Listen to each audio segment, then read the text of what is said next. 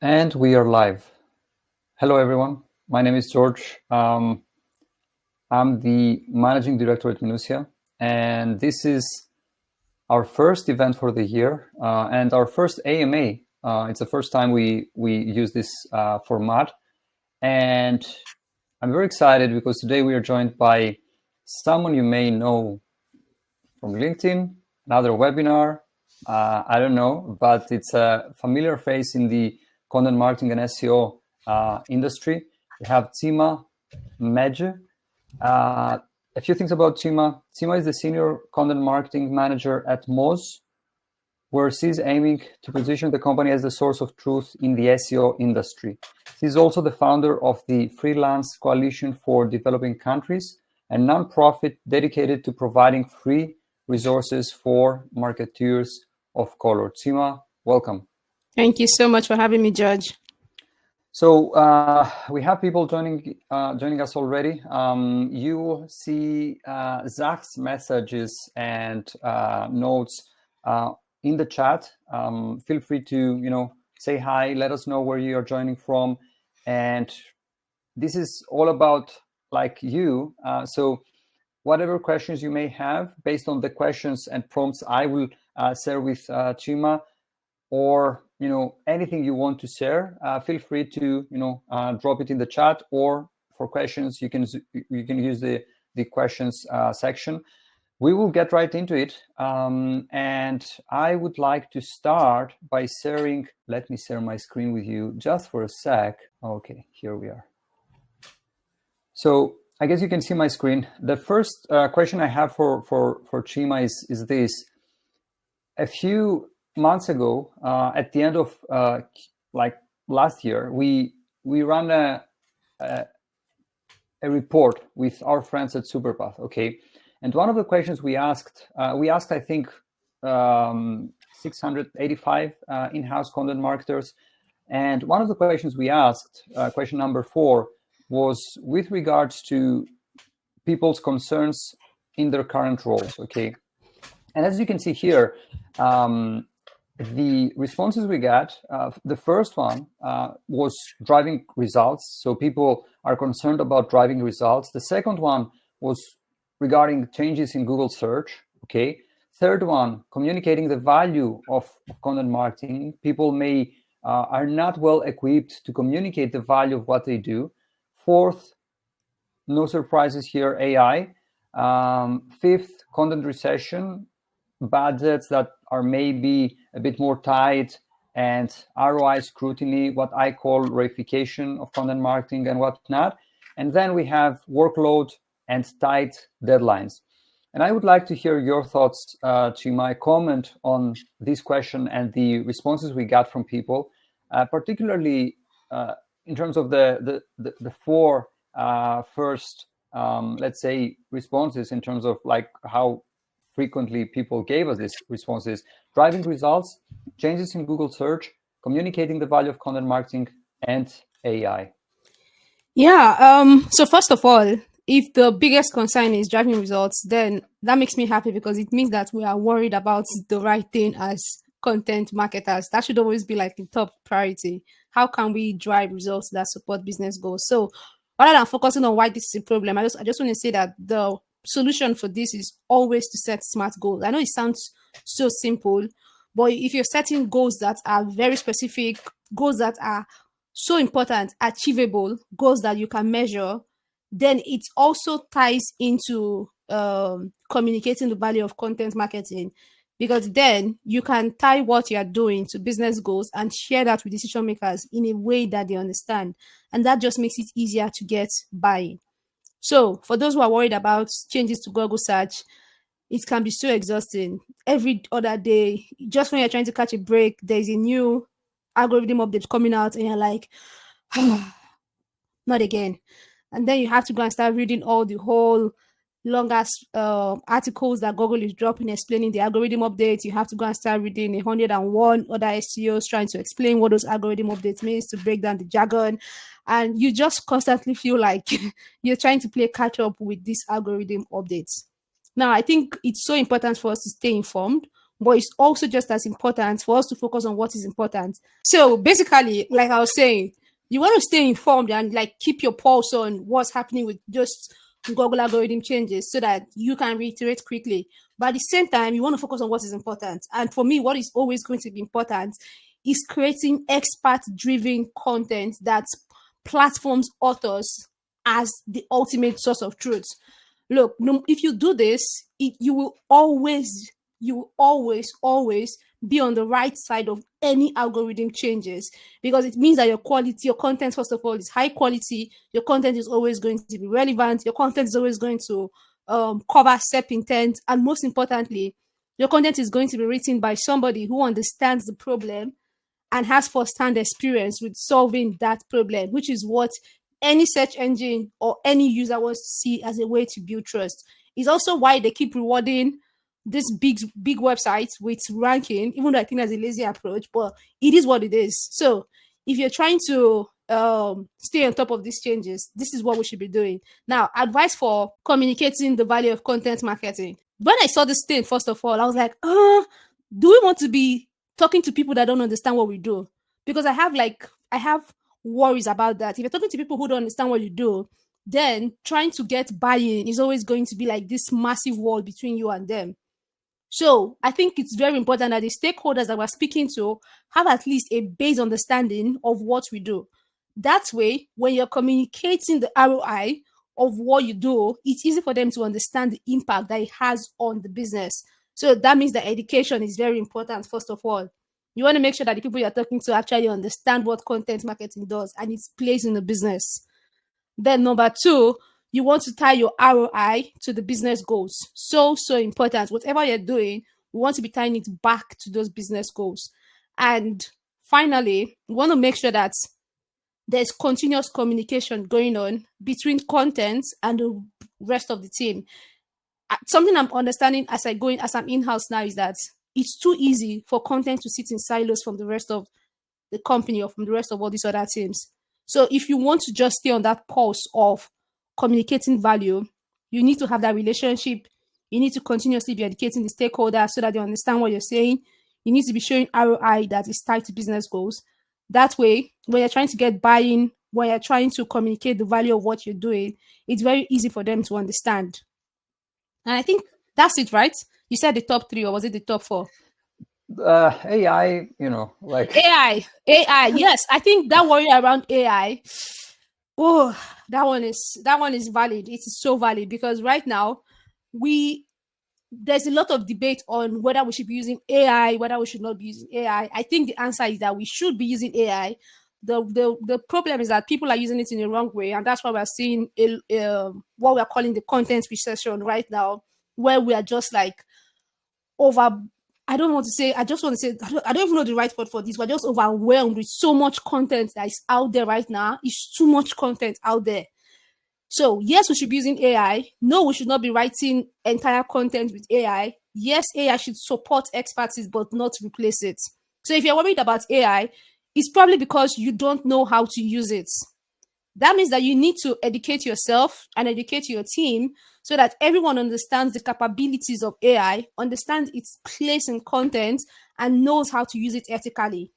If you know how to use AI ethically, then you're not going to be worried about AI taking your job or about whether you should be using it or not using it, because then you're educated and you actually know how to use it in your content.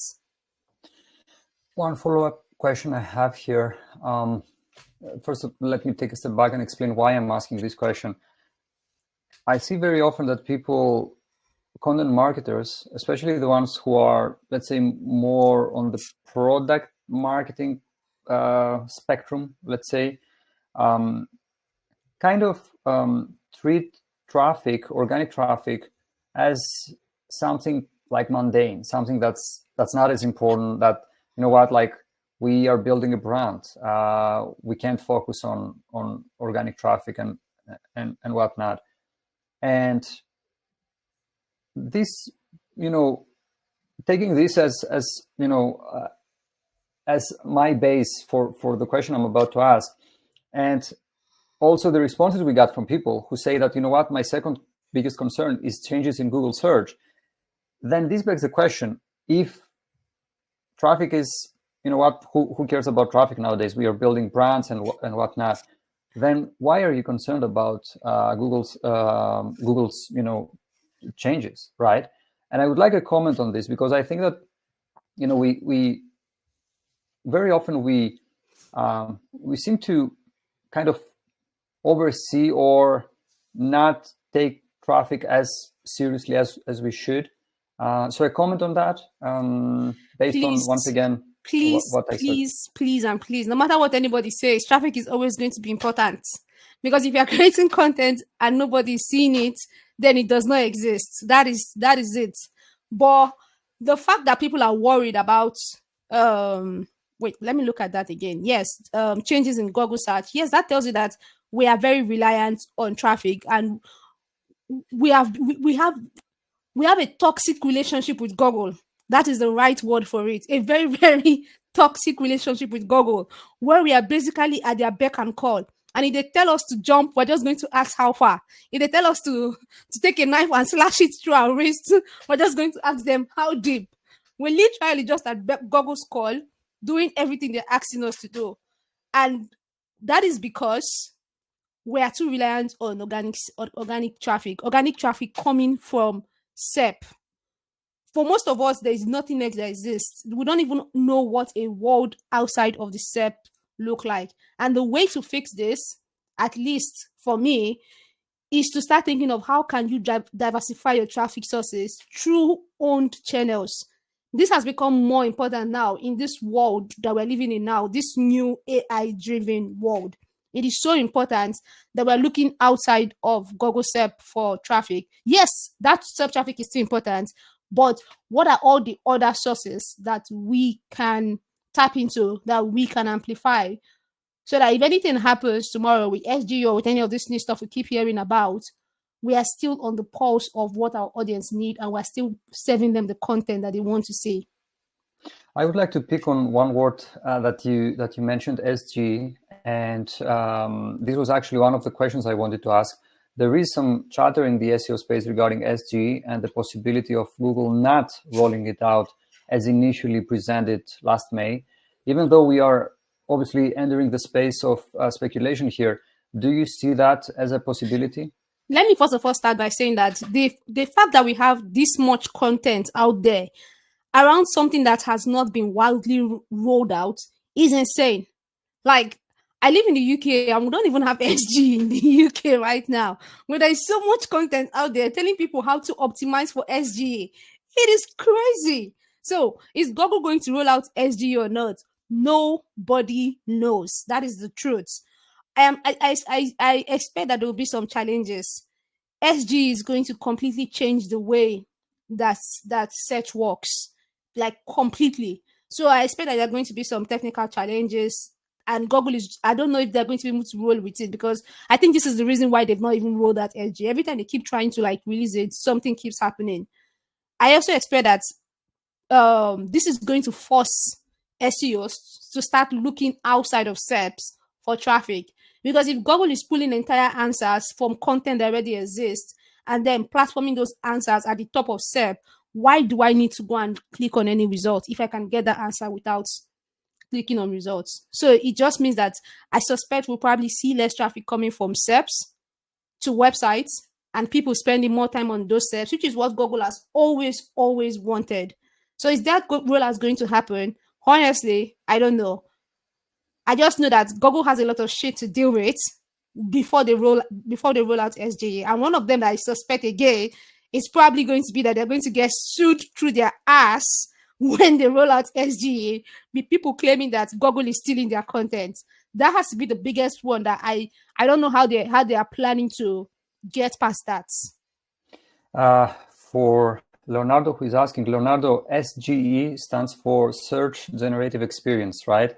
And it's part of Google's effort to integrate AI-driven, let's say, not that these search results that we see are not AI-driven. There is still AI and LLMs in the background, but you will get results in a chat-like way. Okay, that's practically it. And they did the presentation last May on the same topic, and then we will sort of shift to another one. SG aside, organic search and as an extension SEO has been a great growth driver for many businesses, okay, regardless of the industry or the type of business. Now, according to a study by our friends at Organic Growth Marketing, OGM, SEO is still a part of the B2B customer lifecycle journey. I have a two-part question here. A, what is wrong with search results nowadays? This is the first one. And B, what solutions do you see for brands that want to use organic search as a channel? Okay, yes. This is my rant. Yep. This is my opportunity to rant because I never miss a chance to rant on Google. So the first issue I see with search is over optimization. I think we've become obsessed with optimizing to the point where we claim we're optimizing for the user, but that's bullshit. We're optimizing for search engines. So we optimize to the extent where the content does not serve the purpose anymore. It's like when you read an article that's maybe supposed to be 1,000 words and then it's like 2,000 or 500 words and they just have all this stuff at the beginning saying, what is this? How does this do? What is the benefit of this? But the main title of the article is supposed to be middle of the funnel. If I'm at the middle of the funnel, I don't want to be reading something around what is this or how does this work or the benefit of this. I already know all about that. Give me the information I came for. Or why you give me an FAQ when you've already answered the question in the article, you know? We're just trying to we're at Google's beck and call and we're trying to do everything to get into their good books. And part of the problem with that is over optimization. And then you also have search intent mismatch. I know everybody here has probably gone to SERP to find answer for something and then you open an article and the result has nothing to do with what you're looking for. That happens to me a lot when I'm trying to find out if I've watched like a series of a TV show and I'm trying to find out if there'll be a season 2 so that I don't waste my hope or my heart is not broken. And then when trying to find out if there will be a season 2, all of that are saying, would there be a season 2 of Warrior Nun? And then I go and open the article and they're not even giving me that answer. Can you imagine how angry I get when that happens? The third one, which is the biggest problem right now, is SERP clutter. And we've gradually been seeing Google introducing more ads, I'm not even going to call it good feature snippet, just more ads, more elements that I think makes it difficult for us to find organic content that we are looking for. You can also see it in terms of when you're looking at video results. Most of those video results are YouTube, and that's because it's Google-owned property. And then the last one, I think, is lack of diverse viewpoints, and that originates from yes, Google is lazy. I call them lazy because a lot of the time, if you're trying to find answers to something around health, you'll find answers from like Healthline, from like WebMD, or from like what we call the big authoritative websites. If you're trying to find answers for anything, if Forbes has an article on that thing, even if it's just 500 words or it's like very, what I consider low quality, it's going to rank. Why are these websites that are not even giving me what I'm looking for ranking? It's because they have a recognizable name. And for Google, it's easier for them to rank that recognizable name than to go and find the content that actually answers my questions. That is the pattern. What is wrong with search nowadays? Now, solution for brands that are wanting to use organic search as a channel. Focus on platforming experts who have experience with the problem. I think if you do this, you can never go wrong, because then they can start to infuse the content with, oh, I faced this problem and this is how I solved it. You know, the examples are relatable. The examples are based on their own personal experience, and that just shows them as an authority. Create more thought leadership content. I cannot overemphasize why this is so important in today's age where we are drowning in AI-generated content that is spammy and low quality. Thought leadership content is always going to be the thing that stands out. Even 100 years from now, it is always going to be relevant because it is written by an expert.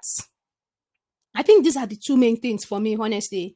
Create thought leadership content, prioritize providing answers that relate to the question that the person is asking, anticipates answers and provide them, and platform experts, authors.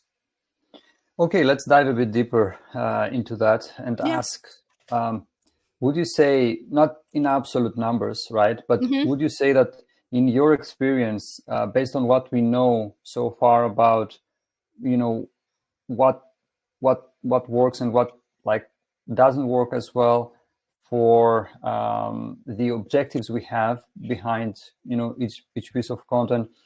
What would you say the distribution between content that's created for a search audience, content that's created with the goal of establishing like ourselves as thought leaders in our space, product focused content?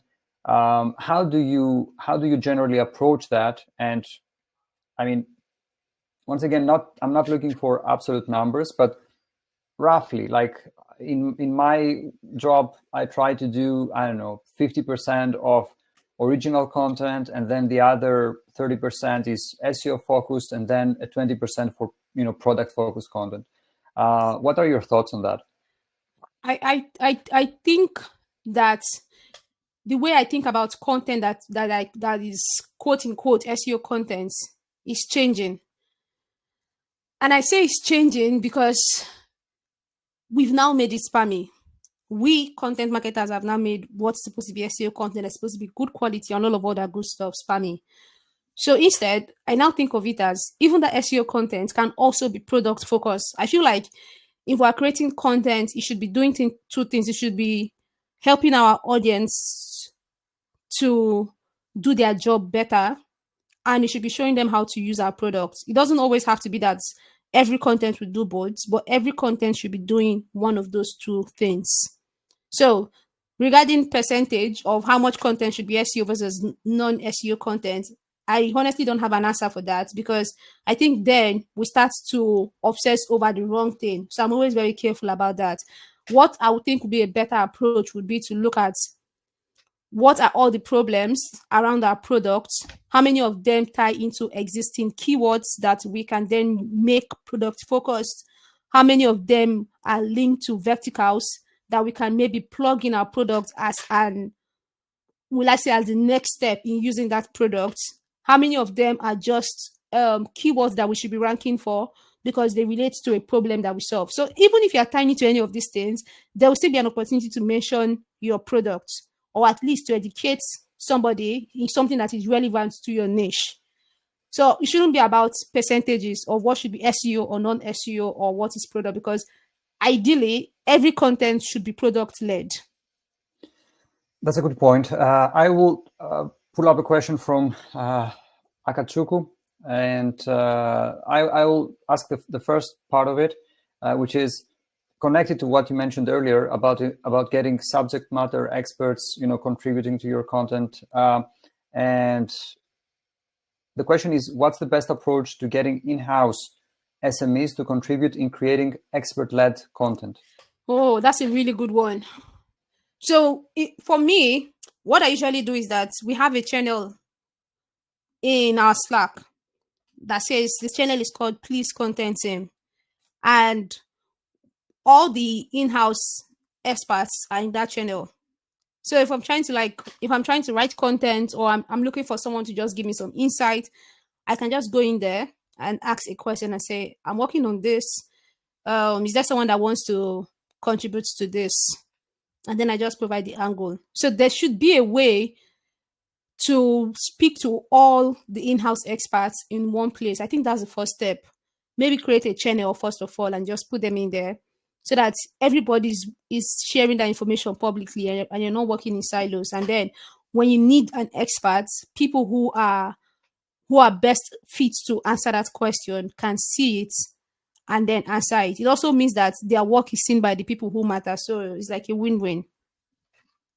Okay, that makes sense. A follow-up question I have here, you mentioned earlier thought leadership, and I would like to ask, are there any content, like specific content formats, for example, surveys or studies or narratives, first-person narratives and whatnot, that you would recommend people focusing on for establishing, themselves as like thought leaders in their space? That's actually a good one. I have a guide on Moz that is titled "How to Become a Thought Leader."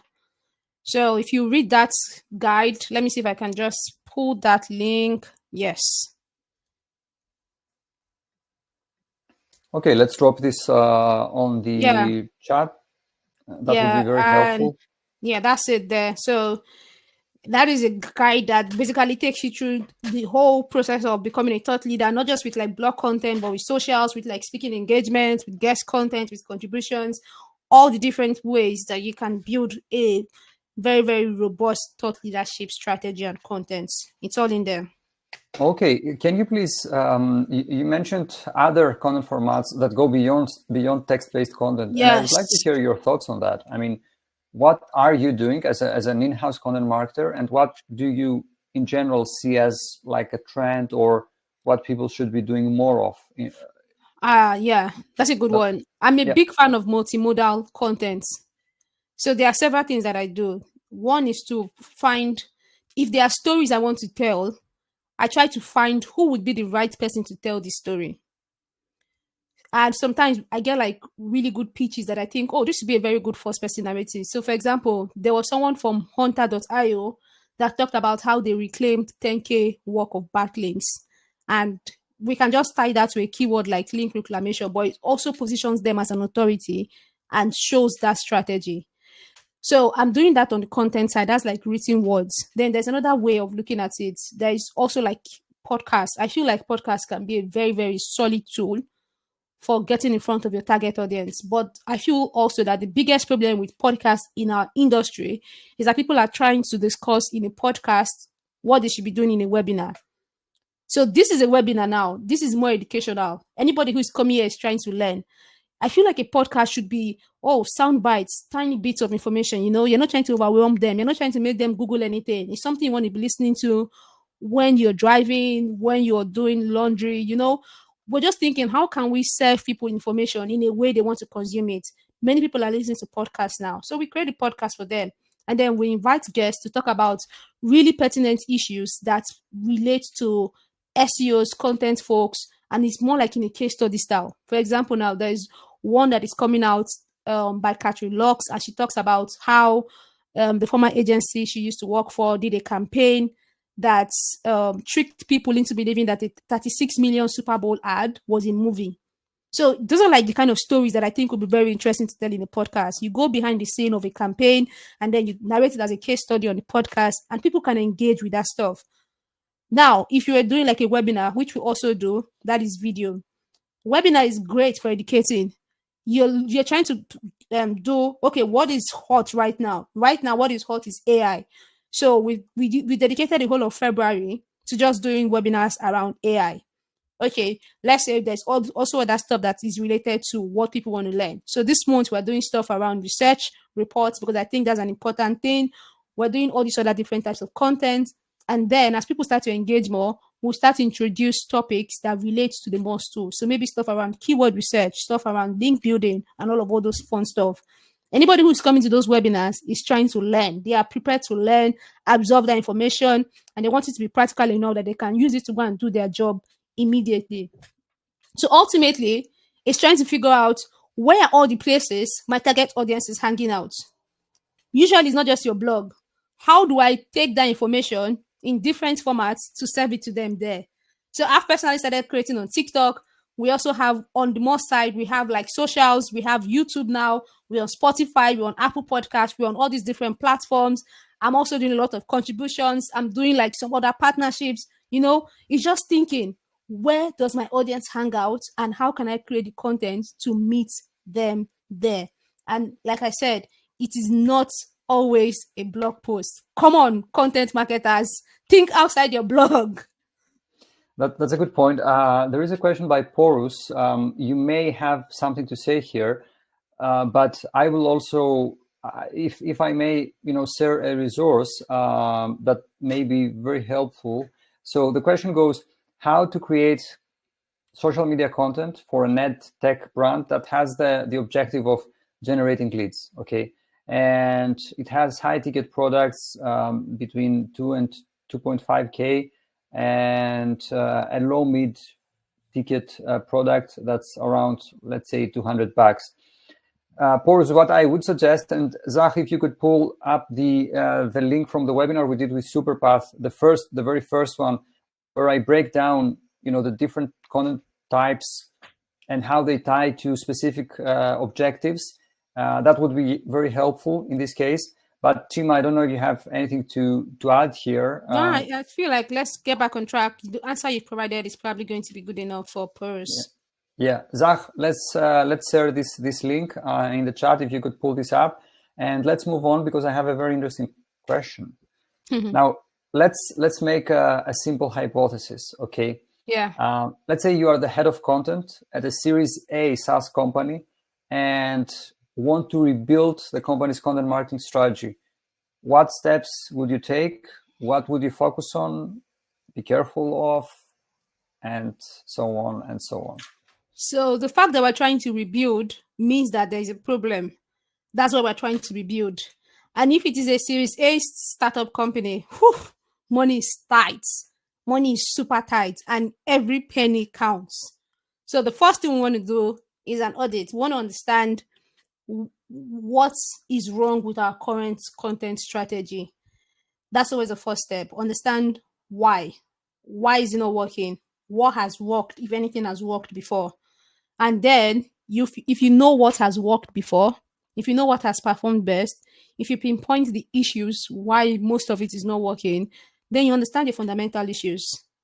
Usually, from what I've realized, most of the problem with content is that it doesn't perform. It doesn't perform because there's a mismatch between our understanding of what the product does, the different ways that the product solves a problem, and how we can create content for all those different problems. And I really came to understand this when I did a project with Guru. They had this SEO, I've forgotten her name, Lindsay somebody, and the way she did keyword research is the way that I've not seen anybody do keyword research ever. And she really like changed my mind in thinking about keyword research. You're thinking about keyword research for problems that directly relate to your product. You're also thinking about it in ways that what our competitors targeting and that we're not targeting. And then you're also thinking about it in ways of what are the verticals, other products that people would use in addition to our products, and then go after those keywords. So if you have your product fit now with keyword fits, good, you're on the right path. And this is assuming that that is your problem. If your problem is that your content is not generating leads and is not converting, then you're probably not going after the right keywords again. You see how we keep coming back to keywords? That means that you probably want to go and do more keyword research and understand what should be your middle and bottom of the funnel keywords. If you've covered this before, then you need to probably do a you need to probably rewrite it, you need to probably update it, I don't know, something to make it better. And all of this, you're doing this in-house because you don't have money to hire somebody external. Now, let's say you started fixing all of these content issues, but the first thing that we should have done after our audit is to understand our goals. So that's what I'm saying. If the goal is to build leads, if the goal is to generate leads, if the goal is to build backlinks, whatever the goals are, start with that in mind before you even start doing an audit, because that is what is going to guide your audit. You also want to understand your audience. Take that buyer persona that you had before. Maybe it was made 5 years ago. Is this still accurate of your buyer today in 2024? Then you want to update that buyer persona to reflect what your audience needs right now in this day and age. Next, you've done your keyword research. Then you start to map that keyword research based on the objectives that you've lined out that you're trying to solve. The thing you want to focus on as you start creating this content is the content that is going to require the least effort and high impact. And usually that is maybe rewriting content or updating content, and then you start from there. And usually, again, it's maybe bottom of the funnel. If you're trying to build backlinks, it's kind of like content that's going to attract leads. Maybe you want to do like a case study, a report. Oh, reports are high effort, but it's depending on what your goals are again. But also, you also want to leverage user-generated content where possible. I feel like that's something that even we struggle with, is getting user-generated feedback. And tools like G2 are really good for that. But also, going to events. I think this is something I've seen a lot of people doing recently. going to events, finding customers, and then asking them to give them feedback, maybe like a short video feedback that they can use on their platforms, because that builds trust and that helps you to acquire more customers. Now, we are still, we still don't, I think that even though we understand intent, if you go back, you still see that a lot of the problem with most content is that it's not properly satisfying search intents. So if you look at your content and you ask yourself, does this completely answer the question that the user came for? Then we also want to be thinking, how can we repurpose this content that we have created without spending money? Is it tapping into people who work within the company and asking them to share the content? Is it partnering with people who have like a large social media following and asking them, what do you want in return for helping us to use your channels to share this content? Because distribution is so important. And I think we really do a bad job of it as content marketers. And then it's also staying agile. What is happening right now that we can talk about and tap into that conversation to get people to just come to our channels, see that content, and then start reading all the other stuff that we have. And finally, I think most importantly, is to measure. Again, you're measuring based on the KPIs that you set at the beginning. What to be careful of. Don't become obsessed with, I don't want to say results because results are important, but don't become obsessed with those fine, tiny things.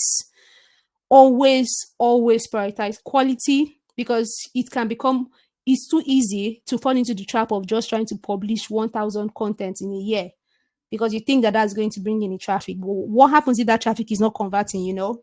Better to have less traffic and more conversions, because that ultimately leads to a sale, than to have 1,000 blog posts that is maybe generating 500K traffic and very minimal conversion.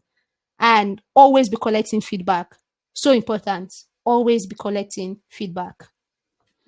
I would like to, I said an encore on one of the things that you mentioned because it's connected to questions we got, which I think is good and we should go, we should cover it.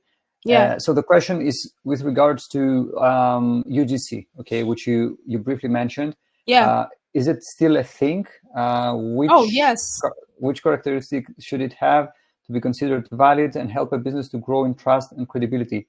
So I don't know, Chima, if you have anything to share here, but I have a couple of things to share. Thank you, Elena, for the question, first of all. So there are many things to approach it. First of all, yes, it matters. And if anything, it matters more right now than, say, I don't know, 5 years ago, right? So the way we approach this is, and there are many ways to go about this.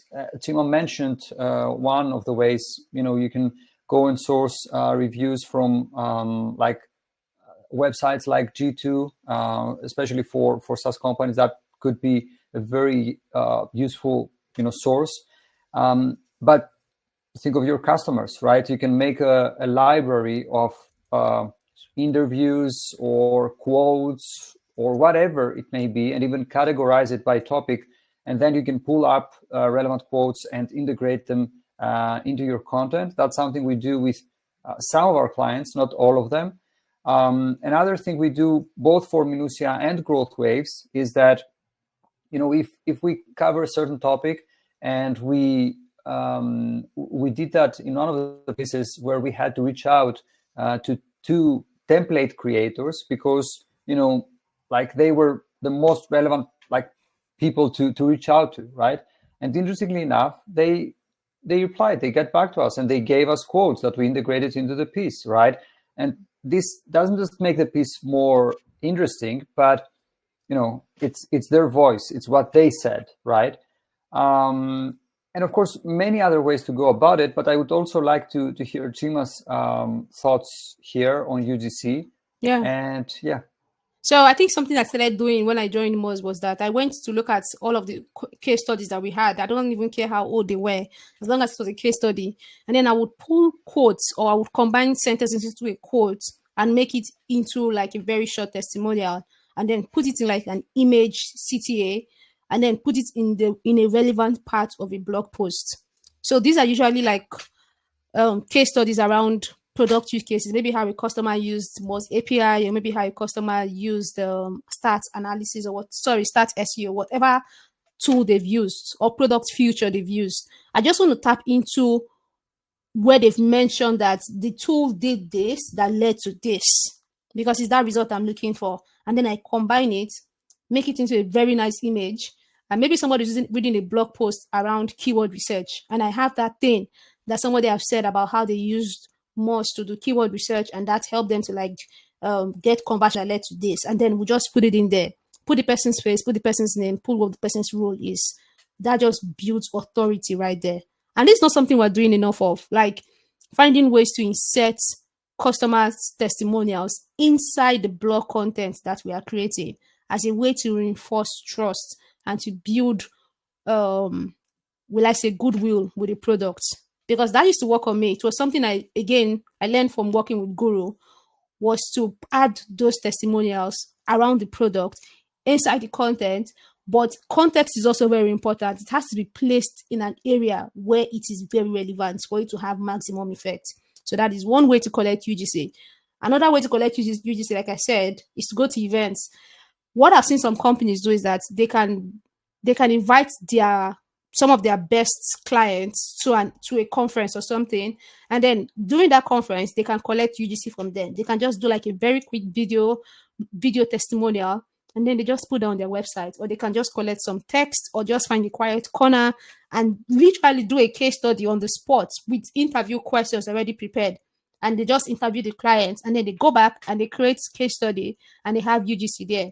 Or something that I think is really effective is partnering with people who you consider influencers that are already using your tool, and turn them into evangelists. Maybe incentivize them with like 6 months of access to your tool, and just tell them to share publicly how they use your tool.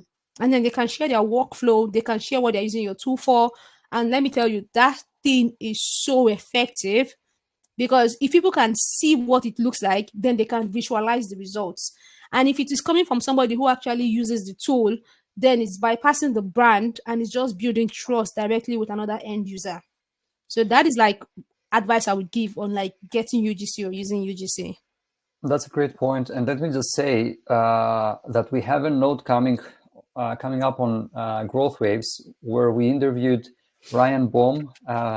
Back then he was working at Gorgeous, and he shared a content marketing campaign they ran basically with an influencer and working with SMEs, and how they structure the campaign, the different aspects of it, working with influencer, working with the SMEs, having different like sections of the website used for each asset.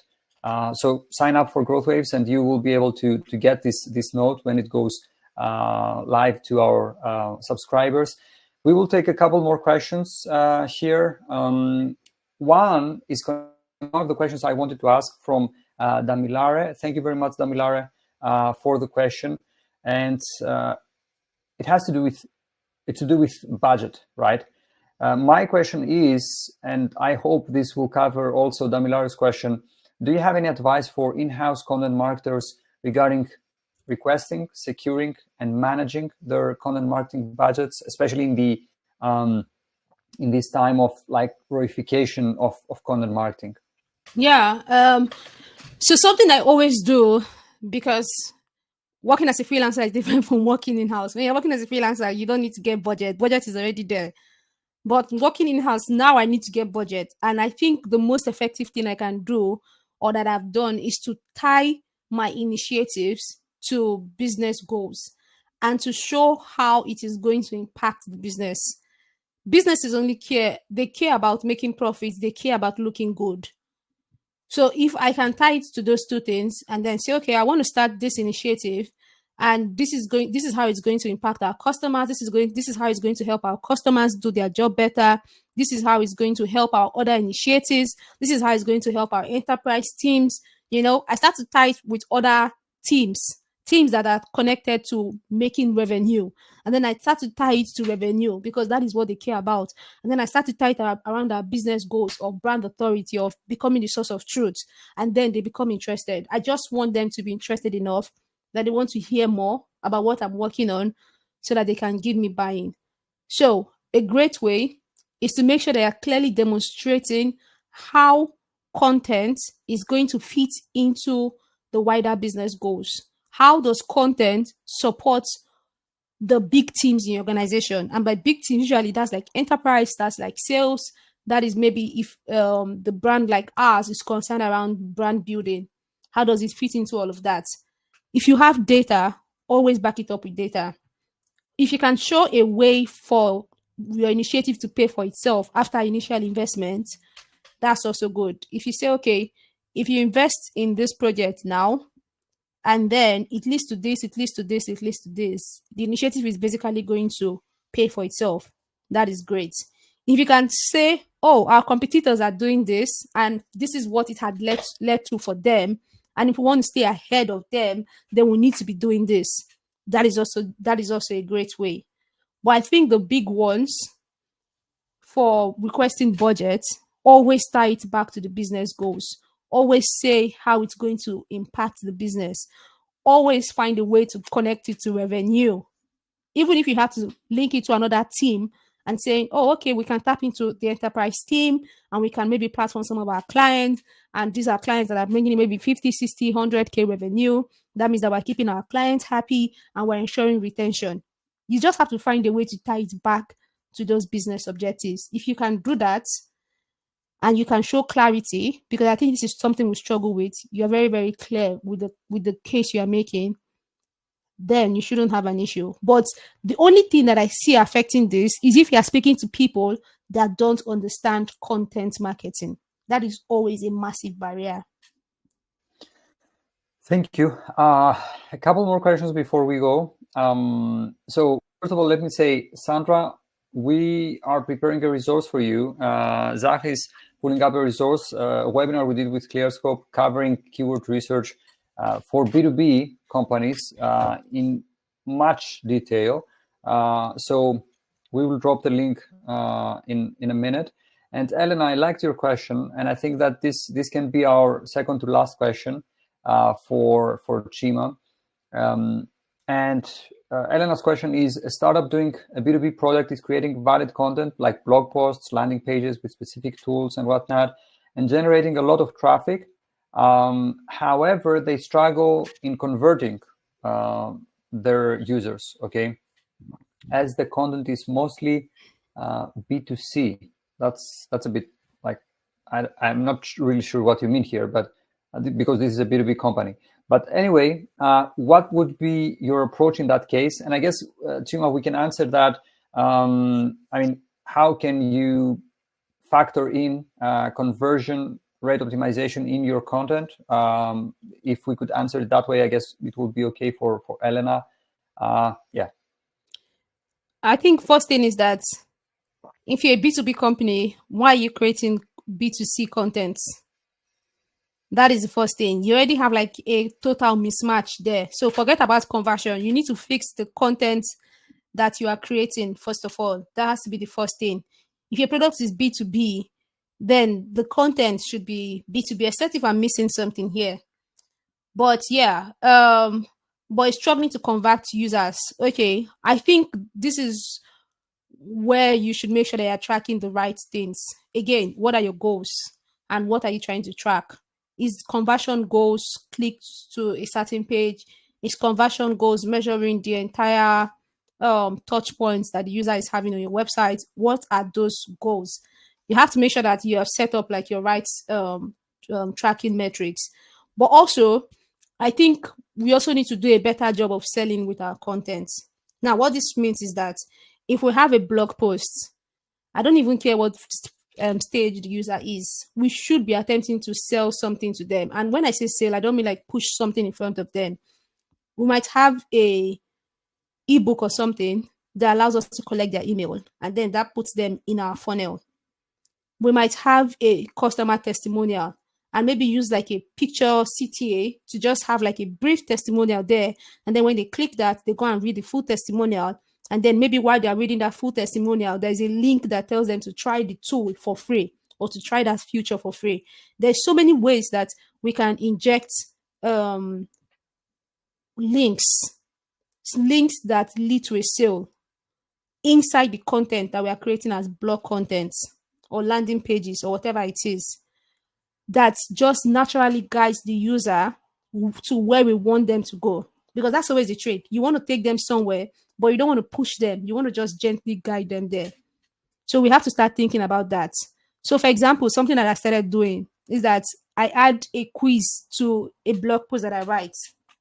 And then if you get the quiz right, it's just maybe 2 questions. You get it right, and it's basically telling you, oh, you've gotten it right. As a reward, why don't you try Moz Pro for 1 month, or why don't you try to take Brand Authority? Brand Authority is a free quiz, and you just click on that. As you're taking Brand Authority, it's going to ask you for your email to get the results, and that just brings you into the funnel. So you've gone from reading a blog post to taking a quiz to now doing the next step in that. It's just a gradual step. It's all these different ways of trying to like convert the user. So I hope that helps, Elena. I do. This is the last one because I respect people's time. So this will be the last question we will take from the people who joined us today, and it comes from Leonardo. His question is, what's the best way to communicate timelines, especially when your stakeholders don't quite understand how content marketing works? Chima, any thoughts here? Yes. I think something that helps is to have a broad roadmap. You want to have a roadmap of what you're doing. This to this is going to take how long? This to this is going to take how long? This to this is going to take how long? You also want to make sure that you are sharing that and communicating with the key stakeholders from the start, because it's so important to carry them along. So you cannot communicate timelines if you don't know how long something is going to take.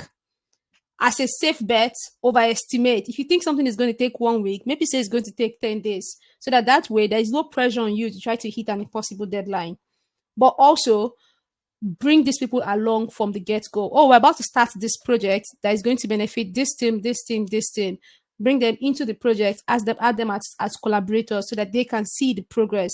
And that way, it just becomes easier to communicate the timeline. I also think that channels like Slack are so good, especially for in-house teams. And then as you finish each phase of the project, you can just share it in there and say, hey, everyone, we just finished step 1 of this, and this is where we are right now. We're heading into step 2, and it's going to take this long.